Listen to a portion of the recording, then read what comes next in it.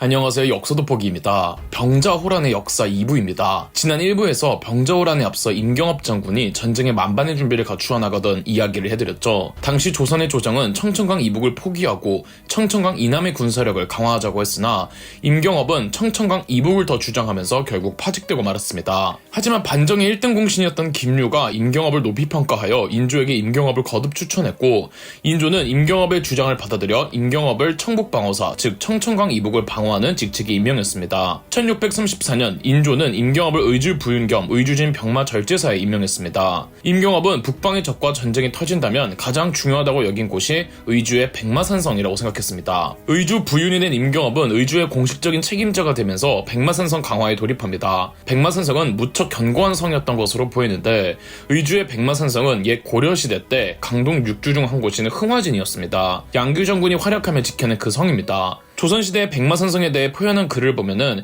백마산성의 사면이 깎아지른 듯 험하여 방어에 유리하며 성 안에는 샘이 풍부해 물을 확보하기가 쉬웠다고 합니다. 과거 정묘호란 때 백마산성이 일부 파괴되고 관리되지 않고 있었는데 임경업은 이 백마산성을 중축하고 더 강화했습니다. 하지만 임경업도 곤란스러웠던 문제들이 있었습니다. 성을 강화하기는 했는데 백마산성을 지키는 병력의 수가 턱없이 부족했고, 또 의주에서 보유하고 있는 재원이 부족하여 이 관리가 여간 어려운 게 아니었죠. 당시 백마산성에는 병력이 2,000명도 없었다고 합니다. 이에 임경업은 조정에 고해 병력 증원을 부탁했고, 조선의 조정에서는 국경지대인 의주에 병력을 증원하는 것이 도리어 더 위험할 수 있다고 임경업의 소를 탐탁치 않아 했으나, 김자점의 강력한 주도로 인조를 설득했고 황해도에 있던 병력 5,000명을 모아 백마산성으로 보냈습니다. 김자점은 반정 공신 중 한 명이자 인조의 최측근이었으며 당시 김자점은 조선 군부의 최고 위치에 있었습니다. 그런데 처음 임경업이 조정에 요구한 병력은 최소 2만 명이었습니다. 비록 5천이라도 오기는 왔지만 임경업이 봤을 땐 충분한 병력은 아니었죠. 다음 임경업이 해결해야 하는 문제는 재원 확보였습니다. 이것도 임경업이 기가 막힌 해결책을 찾아냅니다. 의주는 국경도시이다 보니 국적을 불문한 상인들이 굉장히 많았습니다. 임경업은 이번에도 조정에 소를 올려 국경지역의 상인들과 무역을 할 수 있는 자금을 부탁했고, 조정에서는 은 1,000냥과 비단 100피를 지급해 주었습니다. 이 무역 자금으로 임경업은 다양한 국적의 상인들과 무역을 통해 수익을 창출해냈습니다. 이 돈으로 임경업은 의주 부근의 유랑민들 혹은 빈민들을 백마산성으로 다 불러 모았습니다. 의주성과 백마산성 인근 땅 중에서 농토가 아닌 땅을 이 유랑민들과 빈민들에게 경작하게 해서 일부 수확량은 그들에게 주고 나머지는 군용 재원으로 확보하였습니다. 즉 둔전제를 시행했던 겁니다. 또 벌어들인 돈으로 무기까지 구입하고 확보하면서 의주에는 인구수도 비약적으로 상승하고 충분한 무기 및 화약들을 보유하게 됩니다. 이것만 보면 만약 임경업이 백마산성에서 만주족과 싸운다면 충분히 해볼만한 하지 않나 싶을 정도였습니다. 하지만 임경업이 중국 및 만주족 상인들과 무역을 하던 규모를 점점 키우다가 조정에서 허락한 수준을 넘어서서 사업을 확대시킨 겁니다. 이것이 문제가 되어 조정에선 임경업을 파직시키죠. 그나마 김자점이 나서서 인조에게 임경업을 다시 의주 부윤으로 복직시켜야 한다며 강력하게 주장해 임경업이 되돌아올 수는 있었지만, 임경업이 파직되고 다시 돌아오게 되는 그 6개월간을 날리게 된 겁니다. 6개월이면 뭘 해도 더 할 수 있는 기간이었을 텐데 6개월이 짧아 보여도 그 6개월의 공백으로 그동안 임경업이 해오던 사업들도 지장이 갈 수밖에 없었겠죠. 이때가 병자호란이 일어나기 불과 몇 개월 전이었습니다. 그동안 북방의 후금은 국호를 청나라로 바꾸고 홍타이즈가 황제에 등극했죠. 그리고 조선에게 명나라에게 하듯 청나라에게도 똑같이 홍타이즈를 황제로 인정하고 조공을 하라는 요구를 해왔으나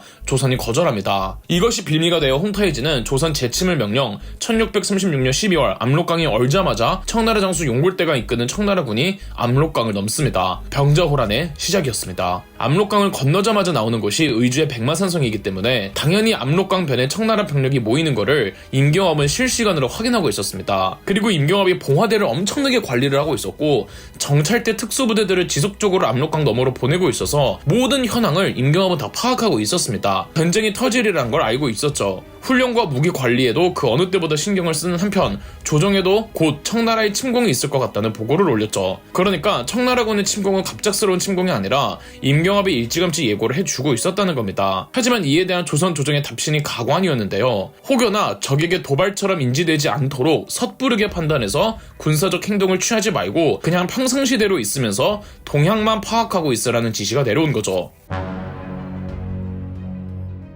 조정의 지시에 따라 임경업은 무언가 군사적 행동을 먼저 취할 수가 없었고 만약 청나라군이 공격해 온다면 방어하면서 싸울 수밖에 없었습니다. 그래도 그간 임경업이 준비해놓은 것들이 있으니 전투가 벌어지면 백마산성을 지키는 건 자신이 있었습니다. 하지만 임경업이 전혀 예상하지 못한 일이 벌어집니다. 청나라군이 백마산성을 공격하지 않고 우회해서 그냥 지나쳐버린 겁니다. 청나라군의 작전은 공성전에서 시간과 군사와 물자를 낭비하지 말고 신속하게 조선의 수도 한양으로 내려와서 조선의 국왕 인조가 강화도로 못 가게 막는 거였습니다. 비슷한 사례가 떠오르시지 않나요? 옛 고려시대 때 3차 고려-거란 전쟁 당시 소배합이 이끄는 거란군이 고려의 성들을 다 우회해서 곧장 고려의 수도 개경으로 직공했습니다. 비슷한 전략인데 3차 고려-거란 전쟁에선 고려가 승리했고 병자호란에선 조선이 패배했습니다. 차이가 뭘까요? 우선 3차 고려-거란 전쟁 당시 강감찬, 강민참 등의 일부 고려군은 모든 성도를 우회해서 개경으로 직공하는 거란군을 계속 공격했습니다. 그래서 이미 고려의 수도 개경에 내려왔을 땐 거란군이 다소 지쳐있는 상태였죠. 하지만 병자호란 때는 그러지 않았습니다. 모든 성도를 우회해서 적의 심장부를 직공하여 속전속결로 전쟁을 끝낸다는 게 말만 들으면 그럴듯하지만 상당히 위험도가 높은 작전입니다. 후방이 안정화되지 않기에 싸움을 하지 않은 우리 군대가 성에서 나와 적군의 후미나 측방을 공격하면 적군은 피해를 볼 수밖에 없단 말이죠. 그런데 병자호란 때는 성에서 나와 청나라군의 후미나 측방을 공격하던 군대는 없었습니다. 말 그대로 하이패스였죠. 공격을 떠나서 보고 자체도 조선 조정에 올라가지 않습니다. 청나라군이 침공했다는 정보는 의주에 있던 임경업이 유일했고 나머지 평안도와 황해도의 그 어떤 도시에서도 청나라군의 동태를 조정에 알려주는 보고가 없었습니다. 왜 그랬을까요?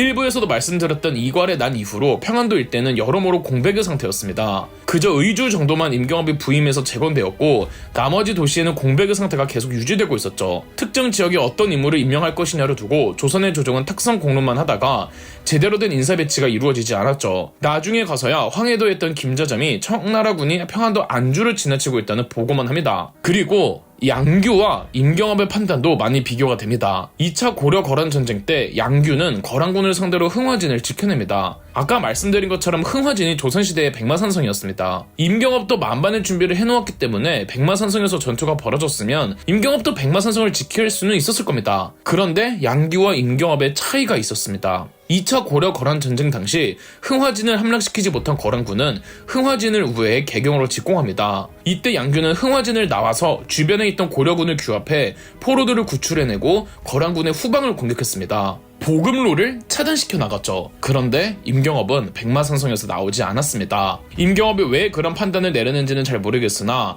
고려시대 때 양규의 결정과는 많이 비교가 되고 또 아쉬울 따름이죠. 조선의 조정은 너무 놀랍니다. 단 한 번의 전투라도 있었다면 그렇게까지 빨리 청나라군이 내려오지 못했을 텐데 조선의 조정도 청나라군이 싸움 다 피하면서 내려올 줄은 몰랐던 거죠. 그 속도가 얼마나 빨랐냐면 12월 13일경에 청나라 군대가 평안남도의 안주를 지나쳤다는 보고가 조정에 올라갑니다. 이 소식을 듣고 인조는 우선 왕자와 공주들, 비빈들 그리고 왕실 어른들을 먼저 강화도로 보냅니다. 그리고 바로 다음 날이죠. 12월 14일에 인조도 이 세자와 조정 대신들과 함께 강화도로 가려고 하는데 청나라 병력이 지금의 서울시 은평구 서대문구에 도착을 한 겁니다. 과거 고려나 조선이 북방의 적과 싸움이 일어나면 언제나 강화도로 피신을 갔던 걸 청나라군이 다 알고 있었기에 한양에서 강화도로 가는 길목부터 차단해버린 겁니다. 아까 3차 고려-거란 전쟁과 병자호란 당시 적군이 사용한 전략은 같은데 결과가 다른 이유가 몇 가지 있다고 말씀드렸죠. 후방의 교란이 없었다는 것과 함께 3차 고려-거란 전쟁 당시 거란군이 개경 근처에 도착했을 때는 당시 고려의 국왕이었던 현종은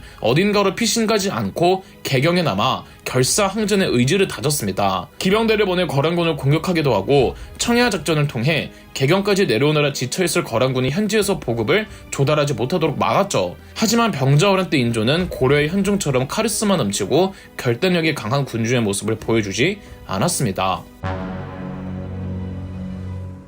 강화도로 가는 길이 막히자 인조와 조정은 당황합니다. 영의정 김류의 주장에 따라 강화도 대신 지금의 서울 송파와 잠실을 지나치면 오늘날 경기도 광주시에 있는 남한산성으로 가기로 하죠. 당시 이조 판서였던 최명길이 강화조약을 핑계로 청나라 진영을 찾아가 시간을 끌기로 하고 그때 인조의 일행인 남한산성으로 들어갔죠. 당시 기록입니다. 어가와 서로 뒤섞이고 부자, 부부, 형제, 노비들은 서로 떨어져서 분주히 달리다가 길가에 넘어지고 자빠지며 곡성이 진동하였다. 12월 14일 인조의 일행은 밤이 되어 남한산성으로 들어올 수가 있었습니다. 이제부터 지옥같은 남한산성 수성전이 전개되죠. 3부에서 계속됩니다. 그럼 역사 돋보기였습니다. 저희 역사 돋보기가 멤버십 가입을 시작했습니다.